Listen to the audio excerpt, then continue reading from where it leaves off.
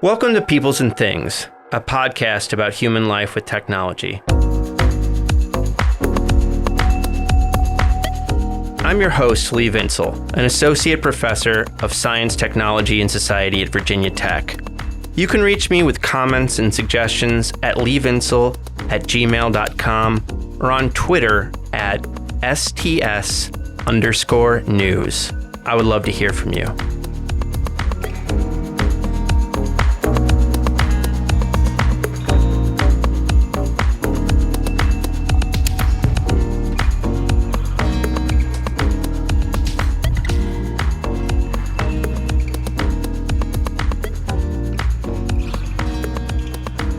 I want to tell you a little story about the history of invention. This is story time, so go ahead and get comfy. Get comfy. As we say in the style of meditation I teach here on campus, if you could make yourself even 5 or 10% more comfortable, go ahead and do that. Once upon a time, in the 18th century, the 1700s, at least in English-speaking countries, inventors were not celebrated. In fact, they were seen as con artists, hustlers, and swindlers. In the 18th century, you did not want your kid to become an inventor. And by the way, we know all this because of Christine McLeod's very good book, Heroes of Invention, Technology, Liberalism, and British Identity, 1750 to 1914. Then, in the 19th century, this begins to change. Why it changes is complicated, but among the reasons is simply that people are seeing the benefits of the Industrial Revolution and the new things that were arising through it, including railroads and steam power, and eventually telegraphs and telephones and electricity, and so many other things. And by the end of the 19th century, we see the rise of cults of invention, which in the US focuses on figures like Edison and Graham Bell and all the other dudes. You know these dudes. This is the moment of heroic inventors. But then things begin to change again. Corporations, including the railroads and companies like DuPont and General Motors, begin to build R&D labs. They decide to pull invention inside the firm itself instead of relying on external inventors. It's the classic buy versus build question. Also, the nature of invention itself begins to change. It becomes far more centered in science, including the creation of new materials. So R&D becomes far more organized and big, and it's less about individual inventors who then kind of fall by the wayside and become less significant. By the mid-20th century, we have the glory days of places like Bell Labs, the famous R&D lab, which received many Nobel Prizes and created many breakthrough inventions, including like the transistor. Then we'll do one more change. For a variety of reasons, after the 1970s, corporate R&D labs begin to decline, and here in the US at least, the R&D system becomes much more centered in universities. And I usually lean on authors who really think that this last change has led to failure, that our university R&D system just isn't paying off. Some of my friends have real nostalgia for the earlier days, the mid-century corporate R&D labs like Bell Labs. Well, this little bedtime story I just told you, it has truths to it. It's not totally inaccurate, but it does have a number of oversimplifications in it, and some things are just wrong. My guest on this episode is Eric Hintz, a historian and fellowship coordinator with the Lemelson Center for the Study of Invention and Innovation at the Smithsonian Institution's National Museum of American History. In his book, American Independent Inventors in the Era of Corporate R&D, Hintz pushes back on the idea that independent inventors went away with the rise of the corporate R&D lab. That's just not true at all. New ideas continue to come from all kinds of places, including from independent inventors. Hintz tells the story of those independent inventors, including how they related to corporations and how they worked during World War I and World War II, which in the historical literature have been told as kind of high water points of organized research. Think of the Manhattan Project and A-bomb. Hintz also tells the fascinating story of inventors who were women and or Black or other people of color. These folks often were not recognized for their inventions, which even sometimes were stolen from them, but also importantly, they were not going to fit into corporate R&D labs, especially in the early 20th century. So independent invention was their best chance. And so this leads to really interesting dynamics. I had a wonderful time talking with Eric. I hope you enjoy our conversation. And hey, folks, get excited.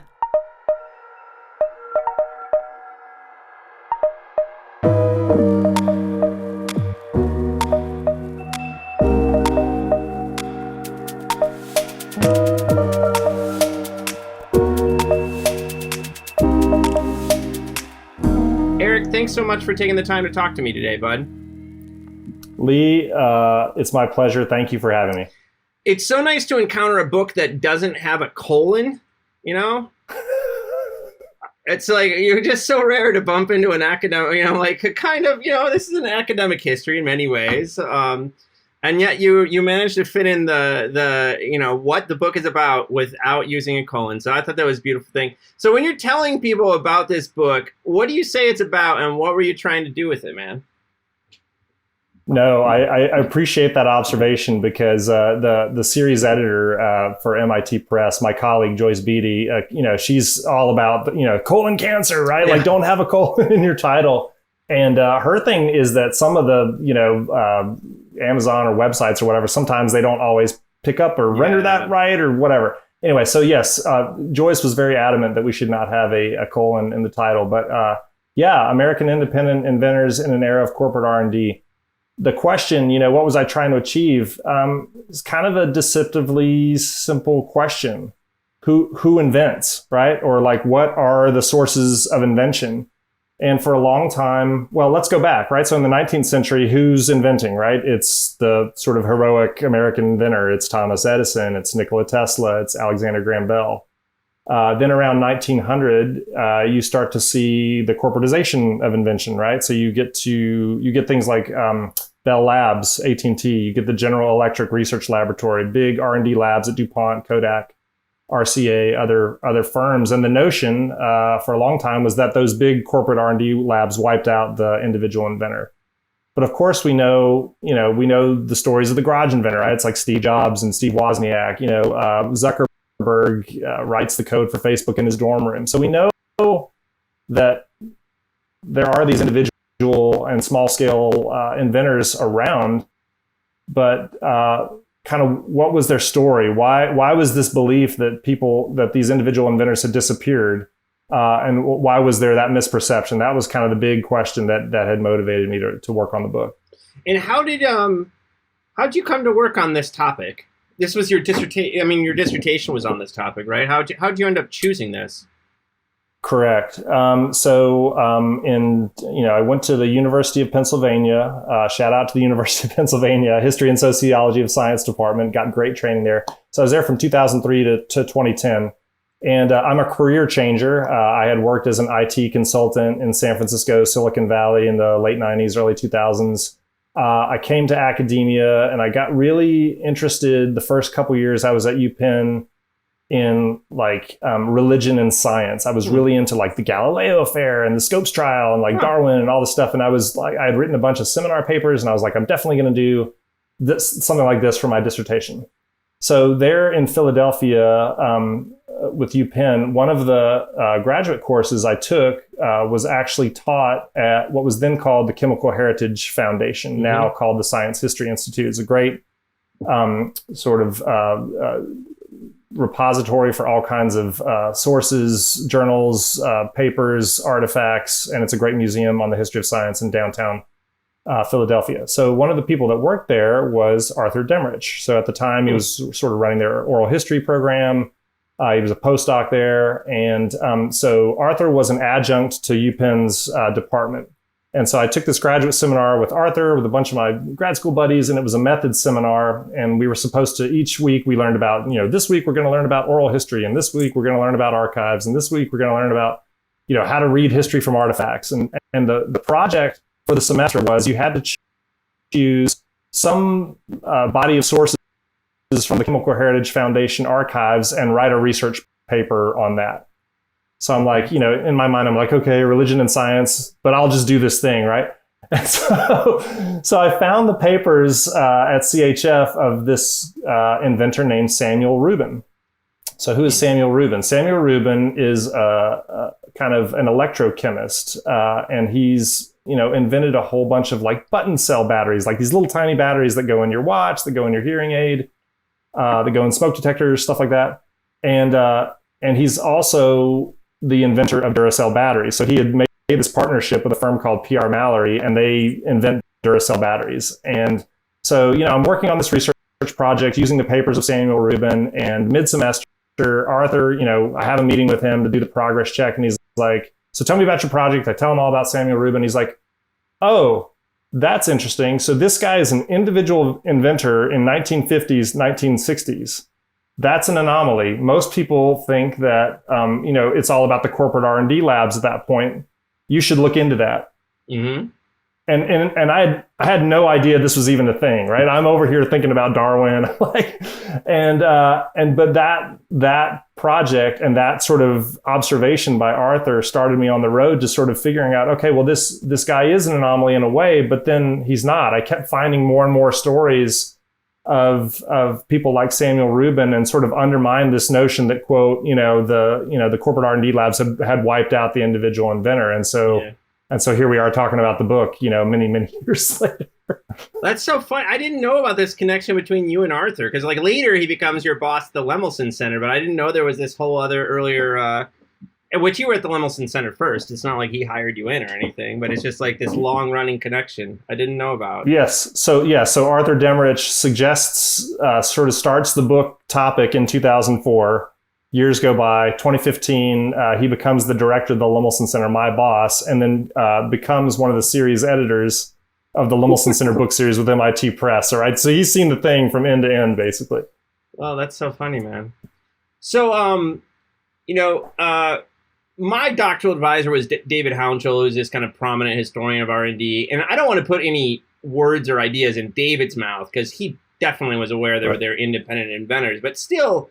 When I did study the history of R&D in grad school and afterwards, I did end up with this false sensation that once R&D labs arose, independent inventors were eclipsed. That is a kind of model that was in my mind, right? So in your book, you point out that this kind of false belief has a history of its own. So where did this kind of false narrative come from, and how did it end up in my noggin? Yeah, so love David Hounshell, great scholar. And in fact, at different scholarly meetings that I would attend, whether it was the Business History Conference or, Society for the History of Technology, I would chat with David, and he would say, oh, you should check out, I probably still have, he's so, him, he's so precise, right? Yeah. He's like, he pulled out his business card and he wrote down the pages of his DuPont book to look at the example, right? So it's one of the examples in the book is this guy named Hudson Maxim. He is an independent inventor from New Jersey, but he has these innovations in smokeless gunpowder. And so DuPont has its R&D lab, but they basically partner with the independent and license his innovations, right? And that's one of the big themes of the book is these sort of inventor firm partnerships. And David, even though he was very invested in telling the history of R&D, was also super generous to me and being you should check out this guy. Mm-hmm. He sounds like one of the guys you're working on. So shout out to David Hounshell. So back to your question, what are the roots of this misperception? So, corporations are corporations, they're big. They have a big marketing budget. They are invested in people buying their products. And one of the things I found in the early 20th century when these R&D labs are just getting off the ground at AT&T, Kodak, DuPont, is that the R&D labs are coming around at about the same time that advertising, I mean, advertising's been around forever, but the real professionalization of public relations is happening. And, so all these corporations are doing a lot of advertising in general for their products, and press releases, and they're building pavilions in Atlantic City, and they're doing they're kind of experimenting with all these different techniques of advertising their products and their brands. and they start advertising R&D, right? A company like DuPont sees the fact that they have 400 scientists on their staff as like a selling point, right? Like you can trust Duco paint, you can trust, celluloid or film or whatever, because we've got PhD scientists working on it. And while they're trumpeting their, extolling the virtues of their PhD scientists, they're also kind of denigrating the independents, right? They're like, oh, individual inventors, that's the old way of inventing, right? We're more sophisticated now. We have PhDs, we're chemists, we have a lab. And so, the independent inventors don't have a marketing budget like DuPont, right? Maybe they write a letter to the editor of the newspaper, but DuPont's taking out thousands of ads. They've got a pavilion at Atlantic City. And so, fast forward 50, 60 years, what are all the sources that exist for historians to find? It's all the corporate stuff. Mm-hmm. And so that was one of the things that I kind of uncovered, is like there's just this imbalance in kind of the sources that are sort of trumpeting the R&D labs and denigrating the independents. One of the things that I really like about your book is that you track a number of women and minority inventors. And one of the things you say in that the early chapter is that, that this kind of R&D narrative, I think, kind of like, makes invisible or helps make invisible these kinds of inventors who maybe don't fit our mold. So how do you see that happening, and like us losing track of women and Black inventors, for instance? Yeah, that was one of the most interesting findings of the book. Is why are so independent inventors are invisible in general in this era of the early 20th century, but especially so Black and women inventors. So as you know, this is like a time where those groups have limited civil rights, right? Before 1920, women can't vote in the United States. There are married property laws where in some states women can't own property. Mm-hmm. Of course, during this period, it's the era of Jim Crow, a lot of racial anti-Black violence, and there are just fewer opportunities for Black people. There's less opportunity for education, less access to capital, less access to materials. And so both of those groups have disadvantages. And they also, unfortunately, because of the biases of the time, have a negative perception in the marketplace. So what I found is that, let's take women, for example. So let's say you live in a state with a married property law and you're not allowed to own property. So you invent something and you take out a patent. Well, you can't even own that patent. It's intellectual property, right? And so what I found is that to sort of circumvent this, and shout out to Zarina Khan and other economists who've done a lot of this good work, women would take out their patents in the names of their husbands, brothers, male lawyers, right? So literally, they were participants in their own erasure in order to just see the thing get out. Same thing happened with Black inventors. I tell the story of Garrett Morgan, a heartbreaking story. So this is a Black inventor in Cleveland, 19-teens. He has several inventions. One is like the sort of 3-light traffic light, red, yellow, green, that sort of thing. And also this gas mask. It's like a smoke hood that you would put on. And he was very successful, sold a bunch of these to like chemists and fire departments and stuff like that. But he hired white actors to take a picture with the thing and put in his trade literature. He would hire white actors to represent him at trade shows and stuff like that.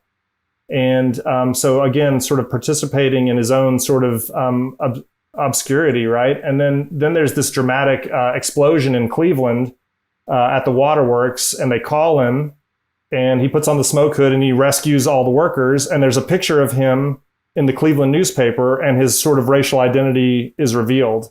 And then like all the fire departments like cancel their orders.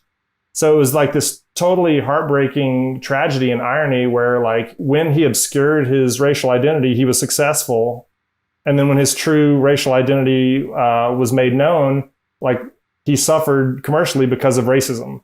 So those basically the social situation in the United States, where it was no women's suffrage, no rights for Black people, that really impacted them commercially when it came to trying to get their inventions out.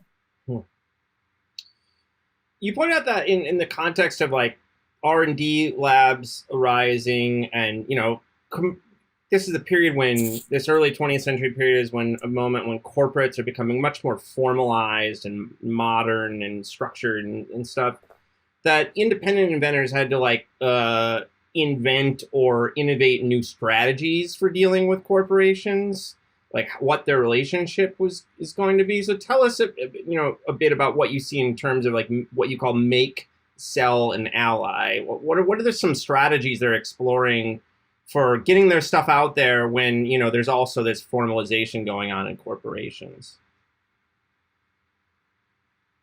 Right. No, I appreciate that question. I mean, one of the big things I wanted to understand was, so if you're David, you're an individual inventor, and there's Goliath over here, DuPont, AT&T, Bell Labs, whatever, like, how do you survive? Just basically, like, how did they do it, right? And so the answer I found was they developed a lot of different strategies, and they would apply different strategies depending on the particulars of their financial situation or the particulars of the invention, and like how mature the market was for that particular thing. And there were all kinds of things, but it basically came down to these three strategies that you mentioned. So make, sell, and ally. So what is make? Make is the classic entrepreneur, right? So I come up with an invention, and I start a firm and I make and sell the invention. And so the classic story there that I tell is about the inventor of the flexible, the bendy straw, right? Like Joseph Friedman was that guy. He tried to license it to the existing straw companies. They didn't want it. He's like, I guess I better start my own company. And so he, becomes an entrepreneur and starts selling straws. Sell is a strategy that, which basically is like you invent something, you get a patent, and then if for whatever reason, maybe you don't want to go into entrepreneurship, you don't want to compete against the big boys, you just sell the patent outright for a flat fee. So one of the stories I tell there is about this guy named Henry Gaisman, who invents what he calls the autographic Kodak. So it's a little device that you put on the back of a Kodak camera, and it exposes a piece of the negative. And with a stylus, you can like write on there like, Patrick's birthday, 1915 or something like that, right? And so he sells the patent to Eastman Kodak for like $300,000.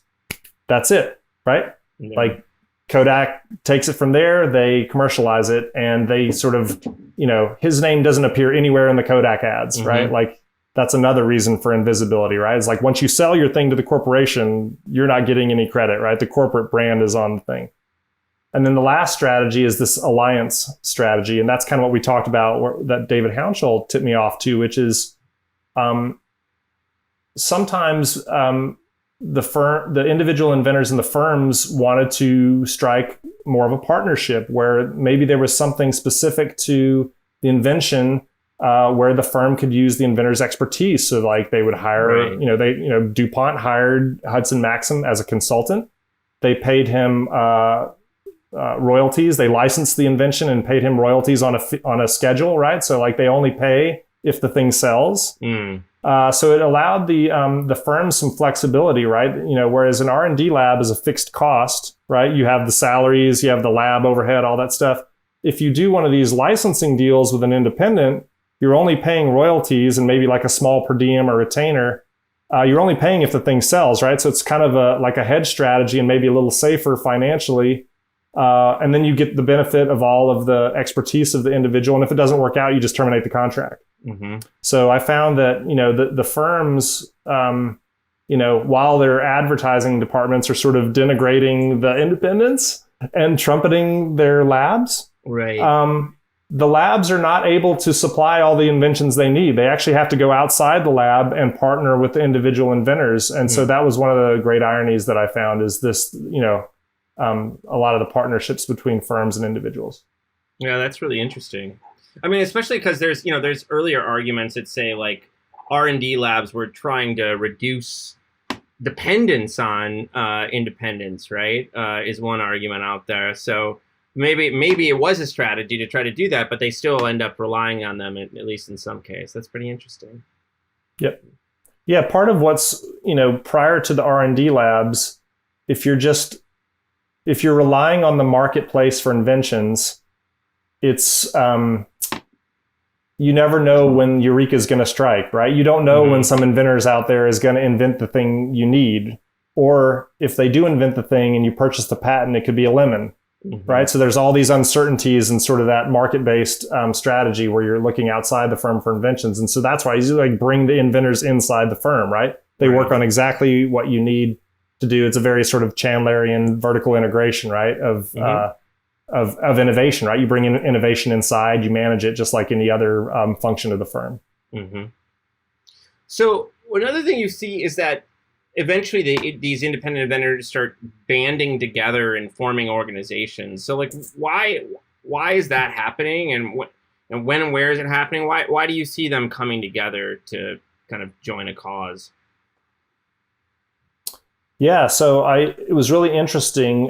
One of the ways I found out a lot of things about inventors is through the groups that they formed, right? If you think about de Tocqueville and associations, right? Like people form clubs, right? And so inventors formed clubs. And there were kind of generally three reasons that the independent inventors would form groups, right? So while they were independent, they still found strength in numbers and that there were things that they wanted to work on together. So the first reason was commercialization. So you're an independent, you may not, have a great sense of the marketplace. You may need a little help getting a patent. So if you band your resources together, the idea was that you could get people to look at your invention, tell you if it's a good one. Oh, you should call this manufacturer, get this model maker. By kind of having the hive mind, they could help one another commercialize their inventions. The second reason was around politics and patent reform. So, in the U.S. patent laws, the onus is on the patent holder to defend, right? So anyone can infringe your patent. It's on you, the patent holder, to go after them if they infringe. And so the deck is stacked, right? So the corporations have much greater resources than the individuals. Yeah. And what they found is that and what I found in the research is that many corporations would willfully infringe the patents of independent inventors, knowing that they had greater legal resources. They could just wear them down, right? Oh, you want to sue AT&T? Come at us, right? Go for it, buddy. And like, good luck, right? And they would just wear them down with like a decade of litigation and basically like steal their patents, right? Yeah. A lot of there's some great stories in there. People might be aware of the TV inventor Philo Farnsworth versus RCA. There's a couple of good books about that. So a lot of kind of malicious infringement lawsuits and stuff like that. So that was the second one, is they wanted to reform the patent laws along those lines to sort of level the playing field. And then the third reason they would band together is just like mutual aid and support, right? So you're a quirky independent inventor, right? Like you're not the kind of person that, puts on a suit and works in a corporation. You're, the wild-haired person, working in your garage. And so like, where can I find other like-minded people that I can hang out with? And so there were these, the National Inventors Congress was one of these groups in the 1920s, 30s, and 40s where they like embraced the eccentricities of the inventor. And I also, going back to what we talked about a minute ago, is I found some more loosely organized, I would call them communities of women inventors and African-American inventors, same sort of thing, where like you're living in an era where you're marginalized. And so it's good to sort of come together and find strength in numbers to try to advance, other women inventors, other Black inventors. And so they would put together, like a women's inventors fair or a Black inventors fair, or that kind of stuff to bring more attention to their inventions. So yeah, that was fun. Kind of reading it, even though these individual inventors like cherish their autonomy and their independence, they found that it was useful to band together to work on the things that they needed to work on. Yeah. Another thing you find is that these kind of inventor organizations are kind of unstable, and they tend to kind of like come into being and, then go out after 15 or however many years. So what explains that instability, do you think? Yeah, good observation. Exactly. So in looking at the records of these groups that I found, these clubs and associations only last for about 10 to 20 years and then they fall apart. And I think, being an independent inventor, an individual inventor, it's a sort of precarious thing, right? They're seeking strength in numbers, but all the reasons that an individual's existence is precarious like if you put 10 or 20 or 25 of those precarious people together, the group is still precarious, right? Yeah. Like, part of that is, let's say you're a physicist, right? The American Physical Society. I don't know what year it was founded, 1888 or something like that. I mean, these are physicists. They're highly trained. They all have a similar training. It's, more homogenous in that sense. Inventors are working on all kinds of things, right? Like I might be working on automobile stuff, or I might be working on lasers, and so there's a heterogeneity there that makes it hard for the center to hold.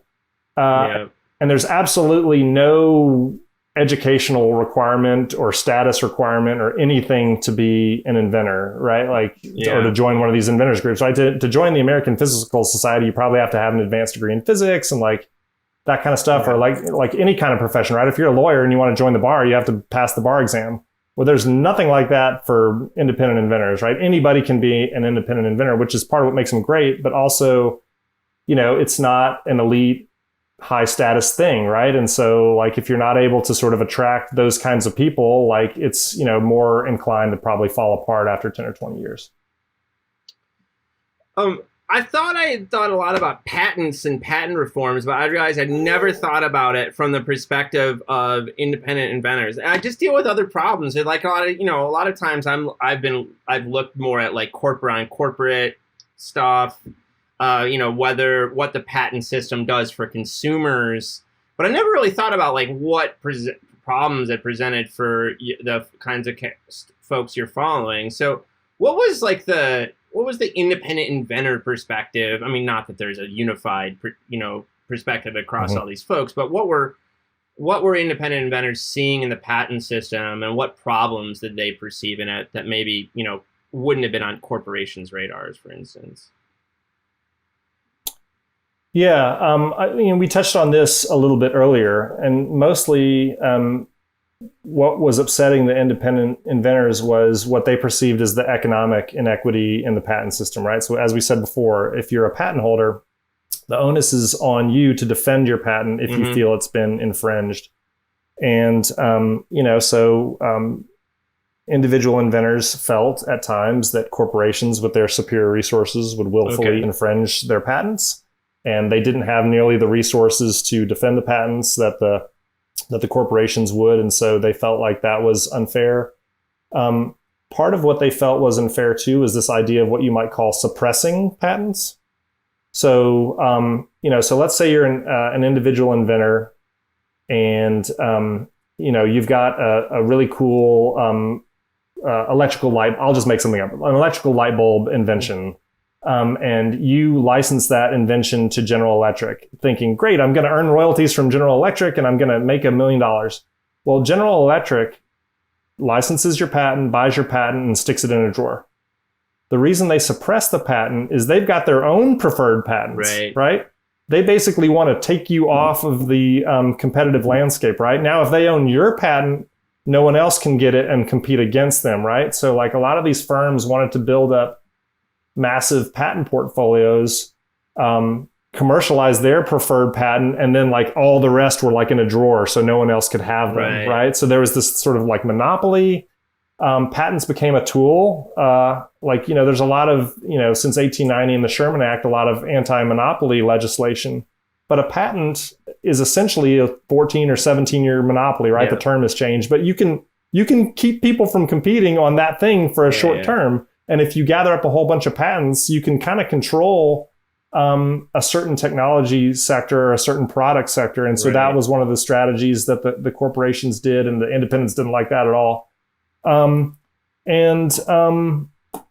There was just a lot of delaying tactics. The things that corporations do, they stall, they grind people down with lots of depositions, and so that they just felt like it was unfair. And one of the arguments that I make is that the independents try again to get these reforms, but they don't have the juice, right? We talked about how these associations fell apart after 10 or 20 years. Mm-hmm. They have no lobbying power in the way that the corporations have something like the National Association of Manufacturers. It's just an uneven fight. And so, the patent laws basically stay the same. and to the advantage of the corporations until about the late 1990s.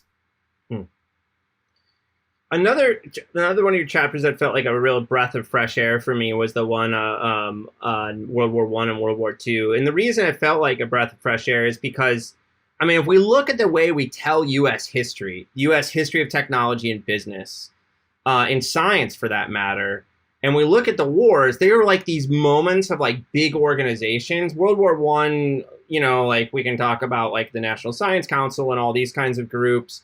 Then in World War II, you eventually have the birth of the NSF, you have the Manhattan Project, you have all these huge things, you have Harvard and MIT and that, all those stories we know so well.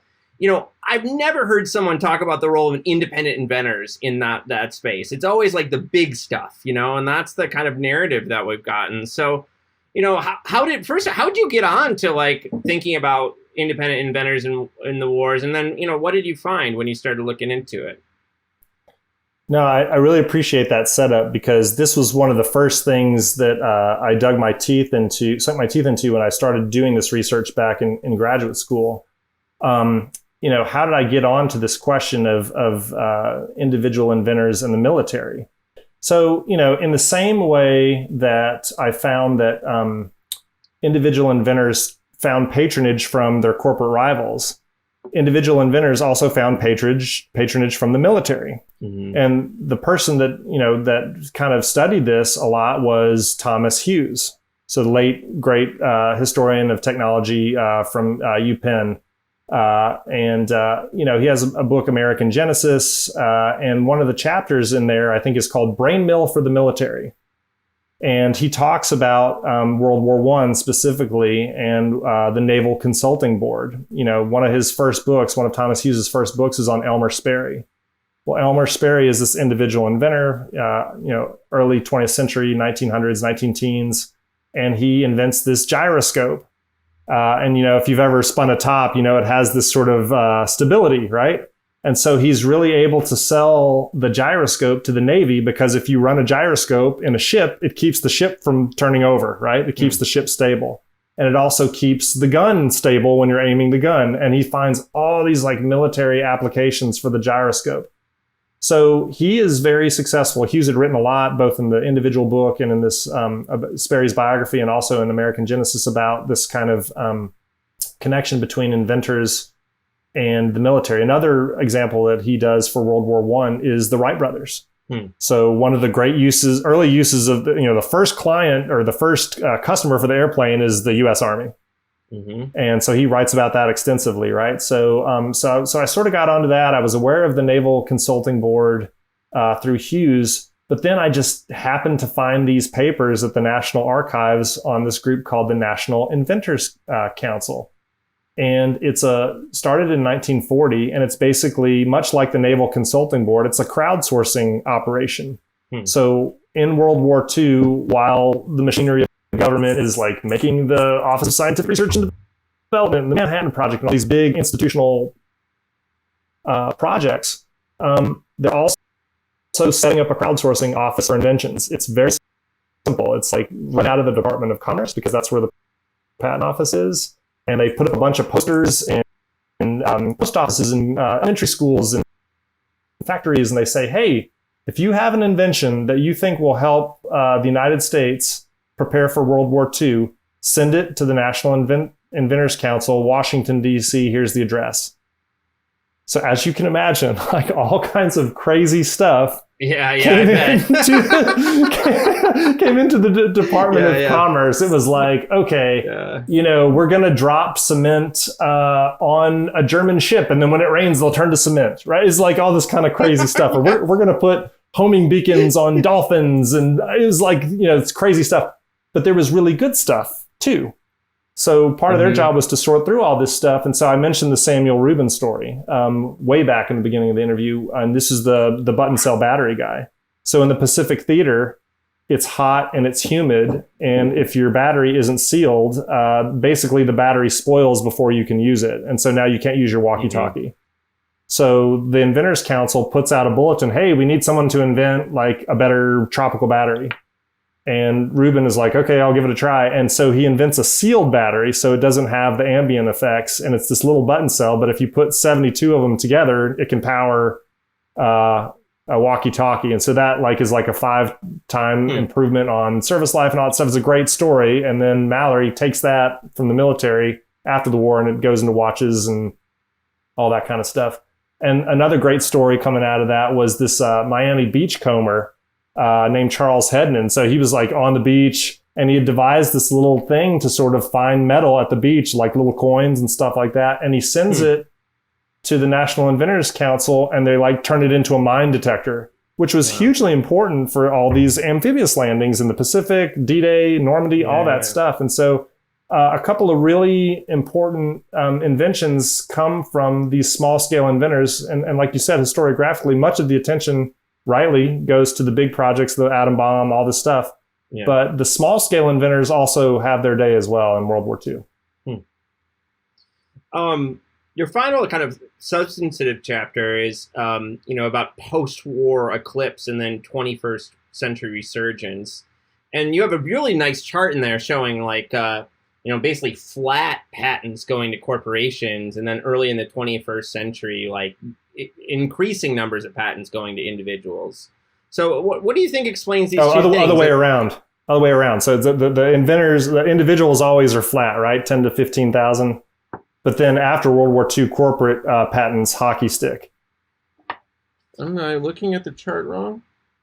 Oh, shit. Oh, my God. I've never fucked up something so hard when reading a chart. It's okay. So, all right. Well, I totally misread that chart. But, what do you think explains this kind of post-war eclipse of the individual inventors? And why do you think you see a 21st century resurgence? Yeah, so for your it's page 209. I was just looking at the book here. We can edit all this out, right? No. I own my mistakes. The mistakes are what makes it real, mistakes. Right? This is authentic conversation. Okay, exactly. Good stuff. Okay, so so the title of that chapter is I have to remember it myself. It's post-war eclipse, 21st century resurgence. You got it. Yeah. So. When you talk about David Hounshell, Margaret Graham, some of our friends and fellow scholars that have written about the history of R&D, this moment coming out of World War II is like the apotheosis of corporate R&D, right? DuPont literally builds the Hanford facility that enriches the plutonium that makes the bomb, right? I mean, it's and they make the nylon that makes the parachutes, right? It's heroic, right? They're doing all this stuff. And then, after, World War II, the United States is the only superpower standing, right? And we just clean up economically, right? DuPont is making celluloid film and nylon and neoprene and paint for your car. And they're just exploding with innovation. Same thing with AT&T Bell Labs. They build computers. They build the C++ programming language. There's endless lasers, all this stuff, satellite telephony, and on and on. And that sort of story is repeated across a lot of different corporate R&D labs in the 50s and 60s. And so that's the post-war eclipse, right? So from the point of view of an independent inventor, right? So in World War II, we sort of have our moment. We do some cool things during the war. But then after World War II, the corporations really dominate, right? On the strength of the continuing Cold War military contracts, these kinds of things, right? And there's this really amazing record of innovation coming out of the corporate labs. Fast forward to the 1970s, and you have some difficult, volatile economic times, right? So, stagflation, unemployment, deindustrialization. Some of these R&D labs have some embarrassing failures, right? Meg Graham has written about RCA, right? They kind of lose their advantage to the Sonys and Panasonics and the Japanese firms. Xerox loses its advantage to Canon and some of the other imaging companies in Japan. And so what do we do, right? So IBM is in trouble with the Department of Justice, right? They're getting prosecuted for antitrust. So all, this moment in the 70s where the corporations in general are struggling creates an opening, I argue, for the individual inventors. And right, so in 1976, you start to see people like Steve Jobs and Steve Wozniak with Apple, right? Like while IBM's over here worrying about their antitrust prosecution, they're getting wealthy, making big mainframes, selling them to big businesses and universities. Like, what do I care about a personal computer, right? Those are like bearded hobbyists, right? So they kind of take their eye off the ball. There's like a space for independent inventors to come in. And there's also some nice government reforms to try to pull the United States out of this malaise, right? So you have like the Bayh-Dole Act, which, if you have government-funded research at a university, right, for years, they're like, well, that's taxpayer funded, like the government owns that patent. Well, now with the Bayh-Dole Act, they say, we encourage you to sort of commercialize that, and we want you to sort of realize the profits from government-funded invention as a way to sort of spark the economy through innovation. So that takes off, that, breeds the like Genentech and like the whole biotech industry. There's a whole small business innovation research program that gets started at the NSF and other big federal agencies that, small grants to entities with less than 500 people, right? So the government's trying to like spur innovation from, like the small guys because the big guys are struggling. So that, I argue, kind of creates this, there's a whole series of things that are happening that create space for independent inventors and small scale entrepreneurs to really succeed in the late 70s, early 80s. And you get Steve Jobs, you get Mark Zuckerberg, you get Jeff Bezos, right? You sort of get the classic garage entrepreneur story and the flourishing of that kind of culture, especially in IT, where it's not very capital intensive. If you have a laptop and some software, you can build a company, right? It's not as capital intensive as, say, like building Hanford to enrich plutonium. Yeah. So there's a kind of some space created for small scale inventors, and that's the resurgence part of the chapter. Yeah. No, I was going to ask you about that digital part, because I think that, a lot of the kind of like, what we see around startups and a lot of that stuff, it really has to do with you can have these small organizations that are not so capital intensive and still potentially have, a blockbuster or whatever. So it opens up interesting spaces. I was wondering, can you tell listeners about the mission of the Lemelson Center? And the reason I'm asking, because I wonder about like what the role of independent inventors is in that mission, and like what kind of lessons. Because you do end the book with kind of like lessons in a sense in your conclusion. So like what lessons should we take away from your book when we think about the history of invention and innovation? Sure, I appreciate that. Both of those questions. So first, the Lemelson Center for the Study of Invention and Innovation is an endowed research center at the Smithsonian's National Museum of American History. So we're in Washington, D.C., Smithsonian, 19 museums and the zoo. One of those museums is American history, right? So that's like, the Star Spangled Banner, Babe Ruth's baseball. And within that museum, we have this endowed research center. And our mission essentially is to, preserve and interpret the history of invention and innovation within American history. And we also have an educational mission. A lot of what we do is public programming and outreach to like school age kids. We have a space called Spark Lab in the museum where students and their families can play with simple materials like pipe stem cleaners and duct tape, and we'll give them like an invention challenge, like redesign your own metro car, right? Like there was like a transportation challenge, metro in DC, and it's like what would it look like if you redesigned your metro car, and like kids would have all this stuff with like disco balls and like really cool stuff, right? And the idea is just to like get them thinking creatively and creating a space to do that. And of course, we also, beyond the educational mission, we also have a scholarly mission, right? So people like me write books and host symposia and things like that on different topics. So that's the Lemelson Center. The lessons, and I should also say, who is Jerome Lemelson, right? So he was one of these independent inventors, right? So Jerome Lemelson was from New Jersey. Independent inventor in the 20th century, post-war, 1950 to about, I'm trying to remember what year he died. I think it was 1996.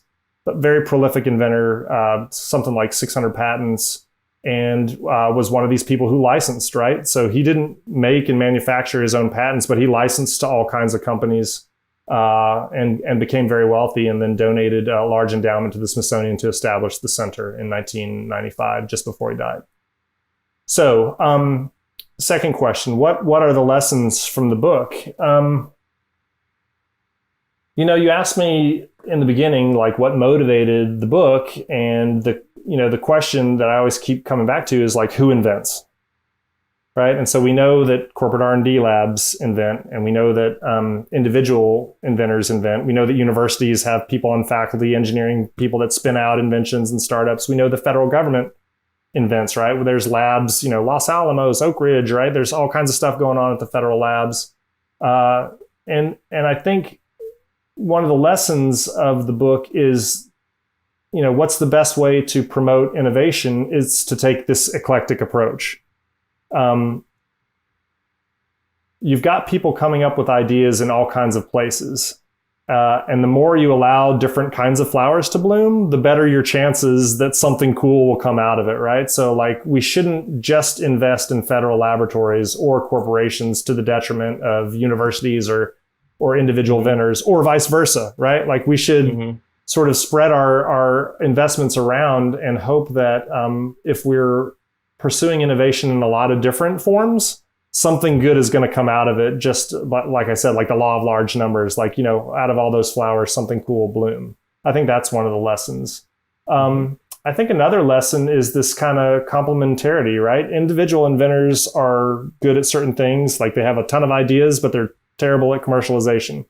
Firms are great at commercialization. They're great at scale. They're great at manufacturing stuff. They advertise. Sometimes they can be a little conservative in terms of ideas. That's why those alliances are really important, right? If you have an independent inventor with tons of great ideas, but not great at commercialization, match up with a firm that has fewer ideas, but is great at commercialization, that's a great partnership. That's a really complementary partnership. And so I think that's another lesson that comes out of the book is, like, let's invest in a lot of different ways of invention and innovation. And, if we work together and across those sources of invention, some good things will happen. Yeah. One thing I really liked about the way you ended the book is your kind of hymn to individual creators, And I mean, the way I would think about in this, I took a class with David Hounshaw on the history of R&D. And I remember kind of just being it was on my first semester of grad school. I'm always, I'm still dumb, but I was very dumb then, and very kind of like, I was a first year grad student who was too cocky and everything else. And, I remember kind of suggesting that through this formalization process of R&D labs, that you can kind of turn invention into a mechanical process or something, that individuals in a sense become less important to the overall process. And Hounshaw's response to me was like, he's like, just see if you think that at the end of this class.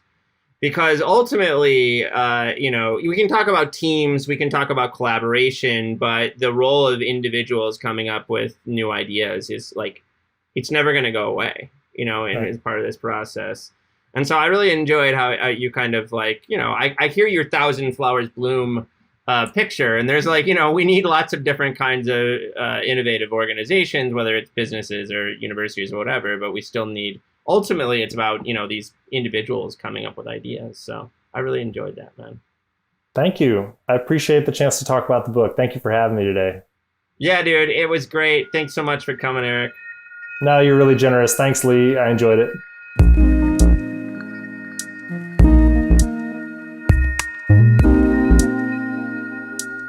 I hope you enjoyed this episode of our podcast. Peoples and things, like most things in this world, depends on the work of many people. I want to thank my brother Jake Vinsel for writing the music for the show. I want to thank my buddy Juliana Castro for designing the logos for the podcast. Check out her work at julianacastro.co. Peoples and Things is a production of Virginia Tech Publishing and is supported by the Center for Humanities and the University Libraries at Virginia Tech. Production activities are hosted in the Athenaeum, a space in the library that acts as a hub for digital humanities teaching, learning, and creation. Joe Fort is the media production manager with Virginia Tech Publishing and serves as producer and sound engineer for Peoples and Things. Mandy Lamb is the production assistant. For information about other podcasts from Virginia Tech Publishing, visit publishing.vt.edu.